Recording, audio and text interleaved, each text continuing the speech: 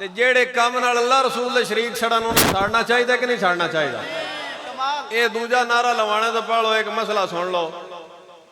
ਮੈਂ ਬੰਦਾ ਸਾਦਾ ਜਿਹਾ ਇਲਮੀ ਗੁਫ਼ਤਗੂ ਮੈਨੂੰ ਆਉਂਦੀ ਵੀ ਕੋਣੀ ਤੇ ਮੇਰੇ ਕੋਲ ਆਉਂਦੀ ਵੀ ਨਹੀਂ। ਮੈਂ ਗੱਲਾਂ ਉਹ ਕਰਨੀਆਂ ਜਿਹੜੀਆਂ ਤੁਹਾਨੂੰ ਸਮਝ ਸ਼ਰੀਫ ਚ ਆ ਜਾਣ। ਮੈਂ ਇੱਥੇ ਸਾਰੀ ਰਾਤ ਲੱਗਾ ਰਹਾਂ, ਤੁਸੀਂ ਵੀ ਕੱਪੜੇ ਛੰਡ ਕਟੋਰ ਜੋ ਹਾਂ ਜੀ ਬੜਾ ਸਵਾਦ ਆਇਆ ਸੀ, ਪਰ ਸਮਝ ਕੋ ਨਹੀਂ ਆਈ। ਉਹ ਸਵਾਦ ਨਹੀਂ ਲੈਣਾ, ਸਮਝ ਲੈਣੀ ਹੈ। ਮਹਿਫਲਾਂ ਦਾ ਮਕਸਦ ਇਹ ਹੁੰਦਾ ਆਵਾਮ ਆਵੇ ਤੇ ਜਿਹੜਾ ਮੌਲਵੀ ਸਾਹਿਬ ਦੀ ਕੋਈ ਡਿਊਟੀ ਜ਼ਿੰਮੇਦਾਰੀ ਹੈ ਉਹ ਗੱਲ ਕਿਸੇ ਨੂੰ ਪੱਲੇ ਬੰਨ ਕੇ ਜਾਣ, ਉਹਨਾਂ ਨੂੰ ਕੋਈ ਸਮਝ ਆ ਜਾਵੇ ਵੀ ਅਸਾਂ ਜਾ ਕੇ ਕੀ ਕਰਨਾ। ਇੱਕ ਤੇ ਸਾਹਬਾ ਤੇ ਅਹਿਲੇ ਬੈਤ ਵਾਲੀ ਗੱਲ ਉਹ ਮੈਂ ਤੁਹਾਨੂੰ ਸ਼ੁਰੂ ਚ ਦੱਸ ਦਿੰਦਾ, ਹੁਣ ਮੈਂ ਆਪਣੀ ਸ਼ੁਰੂ ਕਰਾਂ ਦਾ।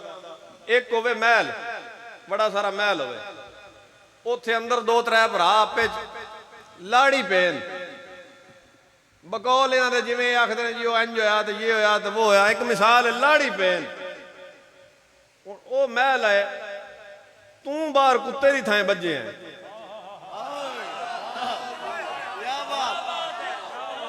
ਉਹ ਤੇਰੀ ਕਿਹੜੀ ਹੈਸੀਅਤ ਹੈ ਤੂੰ ਫੈਸਲੇ ਕਰੇ? ਤੂੰ ਪਰਿਓਂ ਕੀ ਰਿਹਾ ਉਹਨਾਂ ਦਾ ਬਈ ਅਹਿਲੇ ਬੈਤ ਨਾਲ ਆਇਆ ਹੋਇਆ ਤੇ ਸਾਹਬਾ ਨਾਲ ਆਇਆ ਹੋਇਆ। ਉਹ ਗੱਲ ਸਾਡੇ ਵੱਡੇ ਮੁਕਾ ਗਏ ਨੇ, ਉਹ ਗੱਲ ਮੁੱਕ ਗਈ ਹੈ। ਤੂੰ ਸ਼ੁਕਰ ਖੁਦਾ ਦਾ ਇਹ ਕਰ ਬਸ ਸਾਨੂੰ ਕੁੱਤੇ ਦੀ ਥਾਂ ਸਾਈਆਂ ਰੱਖਿਆ ਹੋਇਆ ਤੇ ਕੁੱਤੇ ਦਾ ਕੰਮ ਹੁੰਦਾ ਜਿਹੜਾ ਬਾਹਰੋਂ ਆਵੇ ਉਹਨੂੰ ਭੌਂਕੇ। ਇਹ ਤੇ ਕਦੀ ਡੱਗ ਕੁੱਤੇ ਵੀ ਨਹੀਂ ਕੀਤਾ ਵਾ, ਉਹਨਾਂ ਨੂੰ ਛੱਡ ਕੇ ਪਰਤ ਕੇ ਜਨਾਬ ਆਪਣੇ ਮਾਲਕਾਂ ਨੂੰ ਭੌਂਕਣ ਲੱਗ ਪਵੇ। ਇਹਨਾਂ ਕੰਮਾਂ ਚੋਂ ਨਿਕਲੋ, ਖੁਦਾ ਦਾ ਵਾਸਤਾ ਇਹਨਾਂ ਕੰਮਾਂ ਚੋਂ ਨਿਕਲੋ। ਜਿਹੜੇ ਮੌਲਵੀ ਆ ਫਸਾਦ ਕਰਦੇ ਫਿਰਦੇ ਨਾ ਜੀ ਉਹ ਅਹਿਲੇ ਬੈਤ ਨੇ ਇੰਜ ਕਰ ਦਿੱਤਾ, ਉਹ ਜੀ ਸਾਹਬਾ ਨੇ ਇੰਜ ਕਰ ਦਿੱਤਾ, ਉਹ ਨਿਰੇ ਆਪਣੀ ਰੋਟੀ ਪੇ ਚਲਾਉਂਦੇ ਨੇ। ਆ ਪੇਟ ਦਾ ਧੰਦਾ ਨਿਰਾ ਉਹਨਾਂ ਚਲਾਇਆ। ਤੂੰ ਹੁਣ ਦੱਸ ਨਾ ਹੁਣ ਕੀ ਪਿਆਉਂਦਾ? ਮੌਲਵੀ ਸਾਹਿਬ ਕੋਲ ਤੁਸੀਂ ਪੁੱਛਣਾ, ਜਿਸ ਵੀ ਮੌਲਵੀ ਸਾਹਿਬ ਦੁਬਾਰਾ ਇੰਨੀ ਗੁਫ਼ਤਗੂ ਕੀਤੀ ਕਦਾਈਆਂ ਵੀ ਕੀਤੀ, ਉਹਦੇ ਕੋਲ ਨਿਰਾ ਇਹ ਪੁੱਛਣਾ ਬਸ ਤੂੰ ਜਿਸ ਵੇਲੇ ਮਰਨਾ ਹੈ ਤੂੰ ਦੱਸ ਤੇਰੇ ਕੋਲ ਮਕਾਮ ਪੁੱਛਿਆ ਜਾਣਾ ਮੌਲਾ ਅਲੀ ਦਾ ਮਕਾਮ ਕੀ ਹੈ? ਤੇਰੇ ਕੋਲ ਪੁੱਛਿਆ ਜਾਣਾ ਹਜ਼ਰਤ ਉਸਮਾਨ ਗਨੀ ਦਾ ਮੁਕਾਮ ਕੀ ਹੈ? ਤੇਰੇ ਕੋਲ ਪੁੱਛਿਆ ਜਾਣਾ ਹਜ਼ਰਤ ਉਮਰ ਫਾਰੂਕ ਨੇ ਕੀ ਕੀਤਾ? ਜਾਂ ਤੇਰੇ ਕੋਲ ਇਹ ਪੁੱਛਿਆ ਜਾਣਾ ਦਸ ਸੈਯਦਨਾ ਸਦੀਕ ਅਕਬਰ ਨੇ ਕੀ ਕੀਤਾ?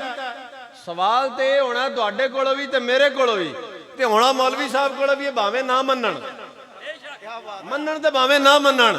ਸਵਾਲ ਇਹ ਨਹੀਂ ਹੋਣਾ ਕਿ ਸਾਡਿਆਂ ਵੱਡਿਆਂ ਕੀ ਕੀਤਾ, ਦਾਤਾ ਅਲੀ ਅਜਵੇਰੀ ਕੀ ਕੀਤਾ, 11ਵੀਂ ਵਾਲੇ ਪੀਰਾਂ ਕੀ ਕੀਤਾ। ਸਵਾਲ ਇਹ ਹੋਣਾ ਜਨਾਬ ਹੋਰੀ ਮੌਜੂਦ ਸਨ, ਜਨਾਬ ਹੋਰਾਂ ਕੀ ਕੀਤਾ।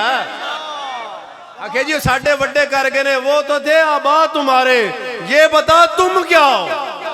गल तू अपनी दस बंदे भाई हजरत साहब तेरे च किन्ना को दम खम है। और बाबे हरी फरमांदा सन साडी ते तकरीर सोहनी हो सकता है जिन्हें मां दा पूरा दुध पीते है। शेरो शायरी दे मुकाबले नहीं होने, गल्लां तुहानूं ओह दस के जाणियां जिहड़ियां तुहाडे करने वालियां। मैं हुण इत्थे सारी रात आला हजरत पढ़दा रवां, आउंदा खैर मैनूं उंज भी कोई नहीं, मैं पढ़दा भी रवां, ओहदा तुहानूं की फायदा? इन्ना खर्चा तुसीं कीता, मैंने भी बुलाया, ओहदा फायदा की है? मैं इत्थे शेर सुना के सुना, मैं दसां हाँ क्या बात है, मेरे जी सोरी को नहीं ला लेंदा। ओ तू ये दस तू दीन दा भार किन्ना चाहे है?